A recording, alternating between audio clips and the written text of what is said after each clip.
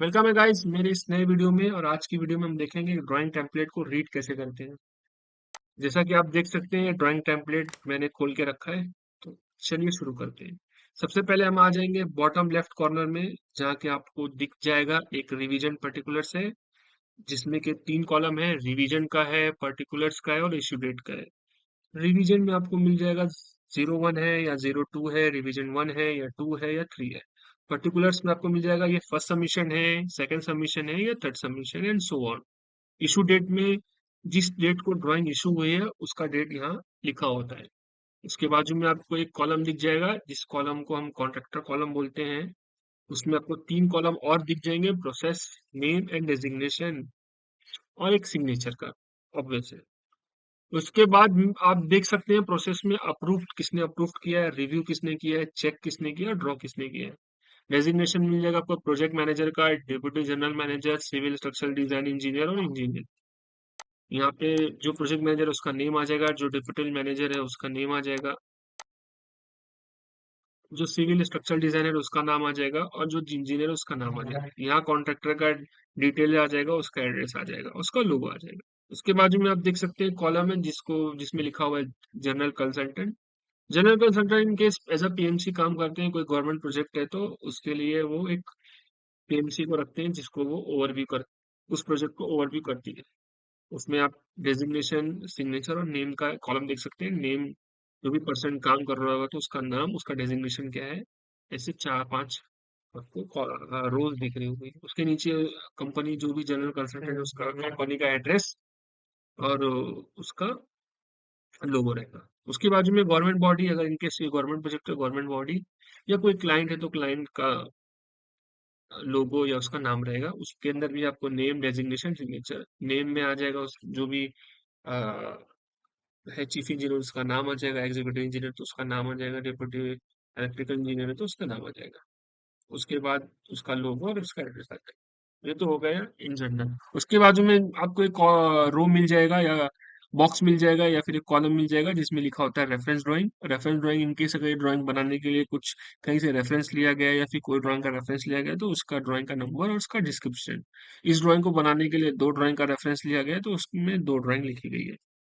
Name of the project, name of the project मतलब project का नाम क्या है, जिनकेस अगर ये मेट्रो प्रोजेक्ट है या ब्रिज प्रोजेक्ट है, रोड प्रोजेक्ट है या बिल्डिंग प्रोजेक्ट है, तो उस प्रोजेक्ट का इधर नाम आ जाएगा।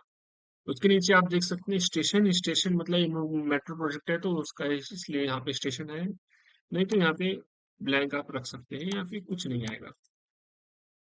उसके बाद बाजू में मिल जाएगा नेम ऑफ वर्क, मतलब वर्क कौन सा है, बिल्डिंग प्रोजेक्ट है या ब्रिज बनाना है या कमर्शियल है, तो वो उसका नाम आ जाएगा। ये पावर सप्लाई है, मतलब यहाँ से मेट्रो को सप्लाई जाएगी, इसलिए इस प्रोजेक्ट का नाम है पावर सप्लाई एंड ट्रैक्शन। उसके बाद ड्राइंग टाइटल आ जाएगा। ड्राइंग टाइटल में इनकेस ये फुटिंग ड्राइंग है, स्लैब ड्राइंग है, बीम का ड्राइंग है तो उसका आ जाएगा। ये पाइल का ड्राइंग है तो इसलिए लिखा हुआ है layout and RC detail of pile foundation for 1110 kV RSS GS building. RSS मतलब होता है रिसीविंग सबस्टेशन, 110 केवी का सप्लाई है, यहाँ से जाएगा, यहाँ यहाँ पे आएगा। और यहाँ से 25 केवी और 33 केवी जो ओएचए को जाती है, जिसमें मेट्रो से रन करती है, उसमें ये कन्वर्ट करके, जिसमें ट्रैक्शन ट्रांसफॉर्मर, ऑक्सिलरी ट्रांसफॉर्मर लगे होते हैं, वो कन्वर्ट करते हैं 117 केवी को 33 और 25 केवी में, जिससे कि आपकी मेट्रो रन होती है। उसके बाद आपको दिख जाएगा डिस्क्रिप्शन। डिस्क्रिप्शन में आपको मिल जाएगा ड्राइंग नंबर, रिवीजन कौन सा है, 1 है या 2 है या 3 है या 4 है। उसके बाद डेट, किस डेट को ये ड्राइंग इशू हुई, स्केल, स्केल में आपको मिल जाएगा 1:100, 1:1000। ये एनटीएस है, not to the scale, scale में ड्राइंग नहीं है। साइज, शीट का साइज का A3 A4 A1 A0। उसके बाद sheet number, sheet number in case अगर इसमें 2-4 शीट और है तो उसमें लिख जाएगा शीट 1, शीट 2, शीट 3, शीट 4। उसके बाद आप ऊपर आ जाएंगे, जो ये मेन पार्ट है जिसमें कि आपको एक लेआउट दिख रहा है, जो कि एक बिल्डिंग के पाइल का फाउंडेशन का लेआउट है, जो कि जीआईएस बिल्डिंग है। इसमें आप देख सकते हैं ये है एक्स डायरेक्शन में, ये है वाई डायरेक्शन में ग्रिड नंबर, और सेंटर टू सेंटर डिस्टेंस कितना दिया हुआ है।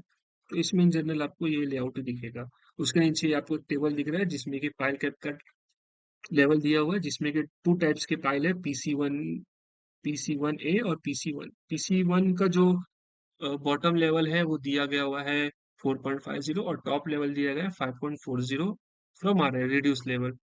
और PC1A का दिया हुआ है बॉटम लेवल 2.70 और जो टॉप है वो 3.60। अब राइट साइड में आप आ जाएंगे तो राइट साइड में आपको दिख जाएगा नोट्स। नोट्स पढ़ना बहुत ही इंपॉर्टेंट है क्योंकि इसमें ही माइन्यूट डिटेल दी गई होती है। सबसे पहले आप देख सकते हैं all dimension are in mm otherwise specified. तो जो भी डायमेंशन इस ड्राइंग में दी गई हुई है वो सब mm में है। अगर कहीं लिखा हुआ है कि ये फीट में करना है तो उसको फीट में करना है, अदरवाइज सब mm में। उसके बाद दूसरा मिल जाएगा आपको concrete mix. Grade of concrete क्या यूज होगा वो लिखा हुआ है। पहले है पियर में M40 है, पाइल में भी M40 है, पाइल कैप में भी M40। इन सब में हम हमें M40 ग्रेड का कंक्रीट डालना है। उसके बाद तीसरा लिखा हुआ है clear cover to reinforcement. Pier cover कितना रखना है, पियर में 50 mm रखना है, पाइल और पाइल कैप में 75 mm रखना है, ये भी क्लियर है। उसके बाद चौथा है HYSD bar reinforcement bar confirm to 17 IS 187। तो HYSD बार डालना है हमें, जो कि IS कोड 1786 के हिसाब से होना चाहिए। और इसका जो ग्रेड है FE 500D होना चाहिए। और ये फ्यूजन बॉन्ड इपॉक्सी है, मतलब जो नॉर्मल बार होता है उसके ऊपर एक इपॉक्सी कोटेड आता है, तो ये इपॉक्सी कोटेड है। उसके बाद पांचवा पॉइंट आपको मिल जाएगा pile length indicating is based on available geotechnical data. However prior to pile boring contractor shall ensure that this pile length are correct by performing pile load test. तो हमें जो पाइल करना है, उस पाइल बोरिंग कितना करना है, उसके लिए हमको जो टेक्निकल रिपोर्ट मिलेगी जिसमें कि बोर लॉग होता है, जिसमें कि दिया रहता है कि हमको FGL से कितना डाउन जाना है। तो ये पॉइंट इसके लिए। उसके बाद होता है छठा है lap length for spiral enforcement should be a lap of 1.5 tons. अभी आपको एक जो पाइल होता है, ये अब मैं बना लेता हूँ। ये होता है, सॉरी, ये होता है पाइल। तो पाइल के आसपास बांधने के लिए एक स्पाइरल रिंग होती है। तो जहां ये लैब होगी उसमें हमको 1.5 टन एक्स्ट्रा देना है। ये पॉइंट छठा पॉइंट उसके लिए। सातवां, solid tubes for return pile load test shall be install pile in the pile as per specification in BOQ। अगर सोनिक ट्यूब्स हमको पाइल लोड टेस्ट में डालना है तो as per specification in BOQ हम वो डाल सकते हैं। आठवां पॉइंट ये lap length LD shall be 40D wherever where D smaller diameter of instrument should be left। जो हमें लैप लेंथ रखना है वो 40 × D, और जो D है, जो डायमीटर है, वो स्मॉलर डाय का हमको लेना। नौ पॉइंट है not more than 50% reinforcement shall be spliced at a section। splice shall be staggered by 1.5 times of length। ये इंपॉर्टेंट है, इसको समझते हैं। मान लीजिए आपके फाइल में है 4 बार है, 4 बार बना लेता हूँ।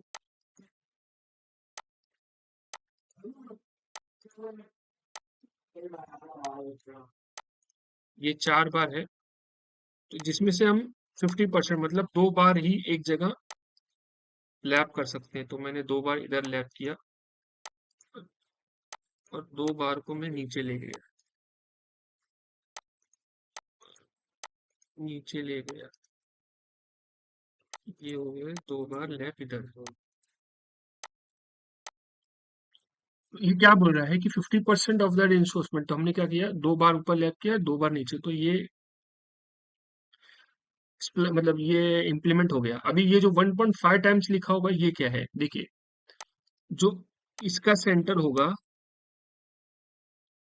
और इसका सेंटर होगा लैप का, इसके बीच का जो डिस्टेंस है, इसके बीच का जो डिस्टेंस है, ये और ये कितना होना चाहिए, ये 1.5 times of lap length. 1.5 into 40D। तो इससे कम नहीं होना चाहिए, इससे ज्यादा ही होना चाहिए। ये पॉइंट का मतलब ये हुआ, ठीक है। अब 10वां पॉइंट क्या है, anchorage lap length shall be increase by 25% for fusion bond epoxy coated reinforcement as compared to that of uncoated bar. In case of bundle bar only 1 bar shall be spliced at one location. अब इसका मतलब क्या है, देखिए अगर ये normal बार होता तो हम क्या करते, 1.5 टाइम्स करते और ये इन दोनों के बीच का डिस्टेंस तक के लैप कर देते। लेकिन नहीं, ये क्या इपॉक्सी कोटेड है, तो हमको 25% और इंक्रीज करना पड़ेगा। मतलब 1.5 टाइम्स इंटू 40D इंटू 25%, जो लेंथ आएगी मिनिमम उतना रखना है मुझे, उससे कम मैं नहीं रख सकता। तो मुझे उतना रखना पड़ेगा। 11 पॉइंट क्या दिया हुआ है, any discrepancy in the drawing shall be brought to the notice of DDC या जीसी इमीडिएटली बिफोर एग्जीक्यूशन। अगर कोई ड्राइंग में गड़बड़ी दिख रही है आपको, लेवल बराबर नहीं है या फिर ग्रेड ऑफ कंक्रीट मेंशन नहीं है, स्टील ग्रेड मेंशन नहीं है, तो आपको जनरल कंसल्टेंट को तुरंत बताना पड़ेगा ये चीज। रिइंफोर्समेंट 12 पॉइंट है, reinforcement detailing propose in the drawing are indicative only, contractor shall prepare detail bar bending schedule according to each column. ये जो डिटेल दिखा है इन्फोर्समेंट की, ये इंडिकेटिव है, बीबीएस तो हमको बनाना पड़ेगा और उसके हिसाब से हम कटिंग लेंथ कॉन्ट्रैक्टर या फिर अपने लेबर को देंगे या फिर स्टील फिटर को देंगे और फोरमैन को देंगे, जिसके हिसाब से वो अ, बार को काटेगा और प्लेस करेगा। और ये लिखो, ये लिखो, the overlap principle and minimum reinforcement shall be strictly followed. तो जो मिनिमम रिइंफोर्समेंट का जो क्राइटेरिया है और लैब का है वो स्ट्रिक्टली फॉलो होना चाहिए, ये भी लिखा हुआ है। 13 पॉइंट है, this drawing shall B read in conjunction with all relevant architectural drawing. ये ड्राइंग तो हमको पढ़ना है, उसके बाद इसकी जो आर्किटेक्चरल ड्राइंग है उसको पढ़ना है। इन केस अगर आर्किटेक्चर में फुटिंग कहीं और शो हो रही है या फिर उसका डिस्टेंस कम कम दिख रहा है, तो वो हमको ओवरलैप करके ये देखना है। 14 पॉइंट है, before execution all level shall be reconfirm from client and architectural drawing. तो एग्जीक्यूशन स्टार्ट करने से पहले हमको जो भी लेवल्स दिया हुआ है, पाइल का लेवल, पाइल कैप का लेवल, वो हमें चेक करना है आर्किटेक्चरल ड्राइंग से या क्लाइंट से हमें वेरीफाई करना। 15 point, do not measure drawing return dimension to be follow. Drawing को मेजर नहीं करना है, जो डायमेंशन लिखा है वो फॉलो करना है, क्योंकि हमने देखा नीचे यहाँ लिखा हुआ है स्केल जो है वो नॉट टू द स्केल है। तो जो डायमेंशन है हमें वो साइड पे वही लेना है, ड्राइंग को मेजर नहीं करना है। स्पेशल नोट क्या लिखा हुआ है, record PPR data for strata of rock, the socket length of the pile shall be in the strata requiring minimum PPR value of 100 ton metre per metre square per centimetre. This PPR shall be realised along the entire socket length। ये एक PPR होता है, pile penetration record, जो कि हम जब rock start होता है तो उससे कितना सॉकेटिंग रॉक में कितना हमें डेप्थ जाना है, ये पीपीआर डेटा की वजह से हम पीपीआर डेटा से हमें मिलता है। इसमें लिखा हुआ है 100 टन पर मीटर, 100 टन मीटर पर पर metre square per centimetre minimum होना चाहिए। इससे ज्यादा मिलेगा तो हम रुक जाएंगे, लेकिन अगर इससे कम मिलेगा तो हमें और जाना पड़ेगा। लेजेंड्स में क्या लिखा हुआ है, आर एल मतलब reduce level, F G L मतलब finish ground level, P L मतलब plinth level, M S L मतलब मीन से लेवल। तो बेसिकली ये आपका हो गया ड्राइंग टेम्पलेट को रीड कैसे करते हैं और साइट पे लेआउट या एग्जीक्यूशन कैसे करते हैं। Thank you for watching my video.